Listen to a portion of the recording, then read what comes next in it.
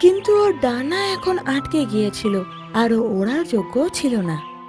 আর ও এরকমই অনেকক্ষণ মাটিতে আটকে ছিল। কিছুক্ষণ পর নীলু পাখি আর টিনু পাখি ওখান থেকে যাচ্ছিল, তো ওরা ওকে দেখতে পেল। ওকে ওখানে দেখতে পেয়ে ওরা ওর কাছে গেল। আরে, তুমি তো কাঁদায় পুরোপুরি আটকে গেছো, তুমি কি করে পড়ে গেলে? টিনু পাখি আর নীলু পাখি, তোমরা আমাকে চিনতে পারছো না?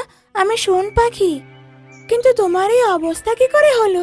আর তোমার ওই নতুন বন্ধু কোথায়? শুনে শোন পাখি ওদের কাছে ক্ষমা চাইলে ওর সব কথা খুলে বলল।